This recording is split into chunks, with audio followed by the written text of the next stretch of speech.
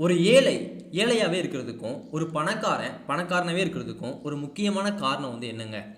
ஏழைகிட்ட பணம் இருக்காது. பணக்காரன்கிட்ட நெறைய பணம் இருக்கும். அவ்வளோதான் ப்ரோ. தப்புங்க. ஒரு ஏழைகிட்ட எவ்வளவு பணம் வந்து இருந்தாலும், அது சும்மா தான் இருக்கும். ஒரு பணக்காரன்கிட்ட எவ்வளவு பணம் வந்து இருந்தாலும், அது சும்மா இருக்காது. அந்த பணம் இன்னும் நெறைய பணத்த வந்து சேர்த்துக்கிட்டே இருக்கும். ப்ரோ இதெல்லாம் வீடியோல பேசுறதுக்கு நல்லா இருக்கும். ஆனா உண்மையிலே நடக்குமா? இது நடக்க வாய்ப்பே இல்ல. இந்த மாரி நீங்க யோசிக்கலாம். நானும் யோசிச்சிருக்கேன். ஆனா அதுக்கப்புறம் தான் எனக்கு தெரிஞ்சுச்சு. இப்போ 2024ல தக்காளியோட விலை வந்து எவ்வளோங்க இருக்கு? ரூ. 30 இருக்கு. ஒரு கிலோ வந்து இன்னைக்கு ரூ. 30 வந்து போய்க்கிட்டு இருக்கு. அதுவே ஒரு 20 இயர்ஸ்க்கு முன்னாடி எவ்வளோங்க போய்க்கிட்டு இருந்துச்சு? ரூ. 1க்கு கூட வித்துக்கிட்டு இருந்துச்சு. கரெக்ட்டுங்களா? அதுவே 20 இயர்ஸ்க்கு அப்புறம் இப்போ எவ்வளோ போய்க்கிட்டு இருக்கு அப்படின்னா, ஒரு கிலோ ரூ. 30க்கு வந்து போய்க்கிட்டு இருக்கு. இப்போ ரூ. 30 போய்க்கிட்டு இருக்கிறது, இன்னும் 20 வருஷம் கழிச்சு எவ்வளோ போய்க்கிட்டு இருக்கும் அப்படின்னா, 130 கூட வந்து போயிறலாம்.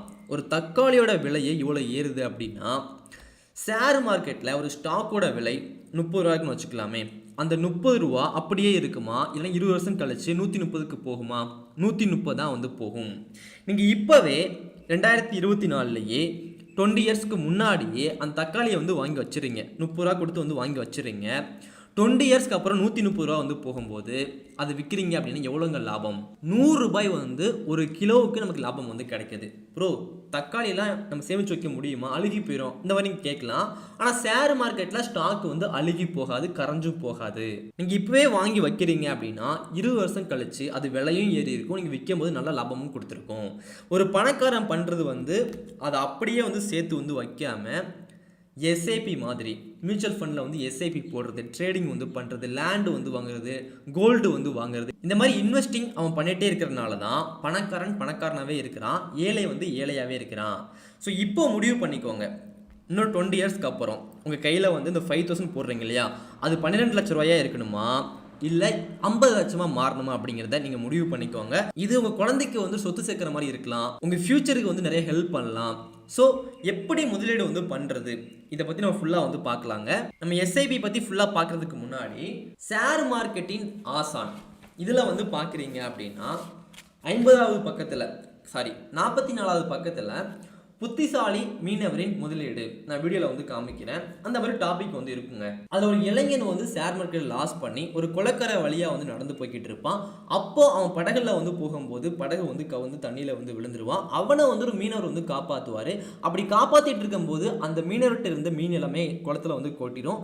இவன் வந்து நான் ஹெல்ப் பண்ணுறேன், அவங்களுக்கு மீன் வந்து பிடிச்சி தர சொல்லி மீன் வந்து பிடிக்க ஆரம்பிப்பான். அப்படி பிடிச்சிக்கிட்டு இருக்கும்போது இந்த புத்திசாலி மீனவர் எப்படி வந்து முதலீடு வந்து பண்ணுற அப்படின்னு தெரியும். அதை சொல்லியும் குடிச்சிருவார். எப்படி சொல்லி தருவாரு அப்படின்னா, அவன் வந்து ஃபர்ஸ்ட் மீனை வந்து பிடிக்க வந்து போவாங்க. அந்த ஃபர்ஸ்ட் மீனை வந்து பிடிக்கும் போது மீனோட உணவு வந்து மாட்ட சொல்லுவார். மீனோட உணவு வந்து மாட்டி தூண்டில வந்து போடுவான்.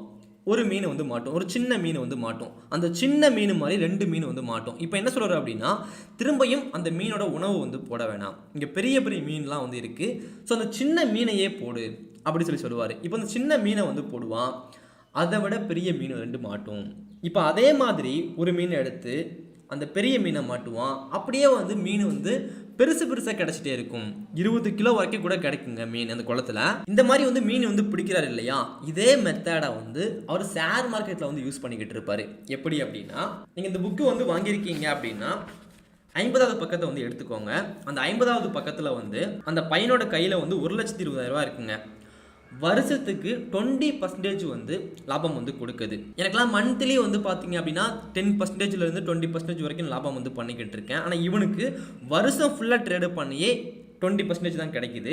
அப்படி ஃபஸ்ட்டு வருஷத்தில் வந்து பார்க்குறீங்க அப்படின்னா 24,000 வந்து லாபம் வந்து பண்ணுறான். அந்த 1,20,000 வச்சு ட்ரேடு பண்ணி 24,000 லாபம் பண்ணுறான்.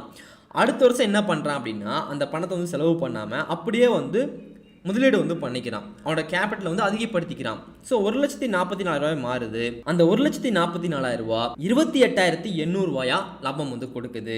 திரும்பவும் அதே பணத்தை வந்து உள்ள வந்து போடுறான். இப்போ கையில் வந்து 1,72,000 இருக்கு. தேர்ட் இயர் வந்து போய்கிட்டு இருக்கும்போது அந்த 1,72,000 34,000 பணம் தருது. இப்படியே ஒவ்வொரு வருஷமும் ட்ரேடு பண்ணி 9வது வருடத்தில் அவன் கையில் வந்து 5,15,000 இருக்கு. அந்த 5 லட்ச ரூபா ஒரு வருஷம் ஃபுல்லாக ட்ரேடு பண்ணி 1 லட்ச ரூபாய் வந்து மாறுது. இதே மாதிரி ஒரு 19 வருஷம் வந்து முடியும் போது அவன் கையில் வந்து 32 லட்ச ரூபா இருக்குது. வெறும் 1 லட்ச ரூபா ஷேர் மார்க்கெட்டில் ட்ரேடு பண்ணி மட்டுமே 32 லட்ச ரூபாயாக மாறி இருக்குது. இது வந்து ஒரு ஐடியா தான். ஒரு சின்ன மீனை வச்சு பெரிய மீனை பிடிச்சி அந்த பெரிய மீனை வச்சு இன்னொரு மீனை வந்து பிடிக்கிறோம். இதான் ஷேர் மார்க்கெட்டில் நம்ம பண்ணுறதுங்க. அப்படியே வந்து எஸ்ஐபிக்கு வந்து போகிறோம் அப்படின்னா நம்மகிட்ட பணம் வந்து பெருசாக இருக்க வேண்டிய அவசியம் வந்து கிடையாது. நம்ம மந்த்லி வந்து உண்டியலில் காசு போடுற மாதிரி போடுறது தான். இப்போ அதையுமே வந்து பார்த்துடலாம். அந்த மாதிரி எஸ்ஐபியில் வந்து ஒரு 5,000 ஒரு 20 இயர்ஸ்க்கு இவன் போடுறான் அப்படின்னா இவனுக்கு 50 லட்ச ரூபா வந்து கிடைக்கிது. இப்போ எஸ்ஐபியில் வந்து மாதம் இதனால் ஒரு 5,000 பெர் மந்த்துக்கு வந்து போட முடியும். அப்படி மந்த்துக்கு வந்து போடும்போது எவ்வளோ பெர்சன்டேஜ் வந்து லாபம் வந்து கொடுக்குது அப்படின்னா ஒரு 13.5% வந்து லாபம் வந்து கொடுக்குது. நிறையா இருக்குது எஸ்ஐபிலே வந்து பார்த்தீங்க அப்படின்னு நிறையா இருக்குது. ஒவ்வொன்றும் ஒவ்வொரு மாதிரி இருக்கும். 30% லாபம் கொடுக்கக்கூடிய எஸ்ஐபியுமே இருக்குது. எஸ்ஐபி அப்படிங்கிறது மியூச்சுவல் ஃபண்டில் இருக்கக்கூடிய ஒரு ஸ்ட்ராட்டஜி. மியூச்சுவல் ஃபண்டே இது கிடையாது. மியூச்சுவல் ஃபண்டில் இருக்கக்கூடிய ஒரு ஸ்ட்ராட்டஜி தான் எஸ்ஐபி. அப்படி ஒரு ஸ்ட்ராட்டஜி யூஸ் பண்ணி முதலீடு வந்து பண்ணிக்கிட்டு இருக்கான். அதில் வந்து நம்ம குறைந்தபட்சமாக வச்சுக்கலாம். பெருசாக வந்து போனால் ரொம்ப கம்மியாகவும் போக வேணாம். ரொம்ப கம்மியாக போனால் ரொம்ப ரிஸ்க்கு ரொம்ப கம்மியாக இருக்கும். லாபமும் குறைவாக தான் வரும். நீங்கள் பேங்க்லேயே எஃப்டி போட்டாலே இப்போ 7.5% தராங்க. ஸோ அதோட கொஞ்சம் அதிகம் 13.5 தான் வச்சுருக்கோம். ஸோ அப்படி வைக்கும்போது ஒரு 20 வருஷத்துக்கு வந்து போடுறோம். 20 இயர்ஸ்க்கு போட்டு பார்க்கும்போது 12 லட்ச ரூபா இவன் இன்வெஸ்டிங் வந்து பண்ணியிருப்பான். இவனுக்கு எவ்வளோ ரிட்டர்ன் வந்து கிடச்சிருக்கும் அப்படின்னா 50 லட்ச ரூபா வந்து கிடச்சிருக்கும். ஸோ டோட்டலாக வந்து 61 லட்ச ரூபா வந்து கிடச்சிருக்கும். நான் சொன்னதை விட அதிகமாக கிடச்சிருக்குங்க. 61 லட்ச ரூபா வந்து பார்த்தீங்க அப்படின்னா இவனுக்கு கையில் வந்து கிடச்சிருக்கும் 20 இயர்ஸில். இதே பணத்தை இவன் உண்டியலில் வந்து போட்டு வச்சுருந்தான் அப்படின்னா குறைவாக தான் கிடச்சிருக்கும். ட்ரேடு பண்ணியிருந்தால் கூட குறைவாக தான் கிடச்சிருக்கும். ஆனால் இந்த மாதிரி கூட்டு விளைவு இருக்கு இல்லையா, காம்பவுண்டிங் எஃபெக்ட், அதை யூஸ் பண்ணி பணத்தை வந்து போடும்போது லாபம் அதிகமாக இருக்குது. ஏன் ட்ரேடிங்கை விட இது அதிகமாக இருக்குது அப்படின்னா நம்ம ட்ரேடிங்கில் வந்து கணக்கு பண்ணது ஒரு வருஷத்துக்கு இவ்வளோ லாபம் கிடைக்குது, அதை வந்து முதலீடு பண்ணுறோம், இப்படி தான் போட்டோம். ஆனால் இதில் நம்ம போட்டுருக்கு வந்து பெர் மந்த்துக்கு வந்து 5,000 வந்து பண்ணிக்கிட்டே இருந்தோம். அதுவே நீங்கள் தினம் முதலீடு வந்து பண்ணுறீங்க அப்படின்னா இதை விட பயங்கரமாக இருக்கும். உங்களுக்கே தெரியும் இல்லையா. ஸோ வருஷம் போடும்போது ட்ரேடிங்கில் வந்து குறைவாக இருந்துச்சு.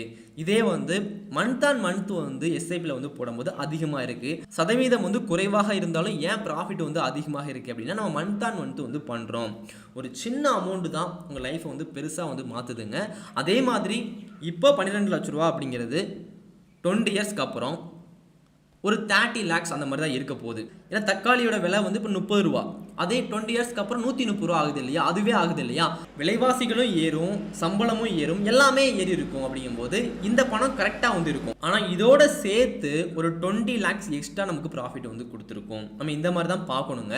இதுவே நீங்கள் ஒரு 1 lakh சம்பாதிக்கிறீங்க சரிங்களா, மந்த்து வந்து ஒரு 1 lakh சம்பாதிக்கிறீங்க, அதுலேருந்து ஒரு 50K எஸ்ஐபி வந்து போடுறீங்க. மீது 50,000 வந்து செலவுக்கு வந்து வச்சுட்டு 50,000 வந்து சேவிங் வந்து பண்ணுறீங்க. அதே 13.5 தான், அதே 20 இயர்ஸ் தான். எவ்வளவு லாபம் வந்து கிடைக்கிது அப்படின்னா நீங்கள் 1,20,20 லட்ச ரூபா சேர்த்து வச்சுருக்கீங்க. ஒரு லாபம் கிடைக்கிறது 4,93 லட்ச ரூபா லாபம் வந்து கிடைக்கிது. மொத்தமாக 6,13 லட்ச ரூபா கையில் வந்து கிடச்சிருக்கு. 50,000 ரூபா நீங்கள் ஒரு லோன் வந்து கட்டிக்கிட்டு இருக்கலாம் 20 இயர்ஸ்க்கு. அதே அளவு பணத்தை எஸ்ஐபியில் வந்து போட்டிருக்கீங்க அப்படின்னா எவ்வளோ பணம் கிடைக்குதுன்னு பார்த்தீங்களா.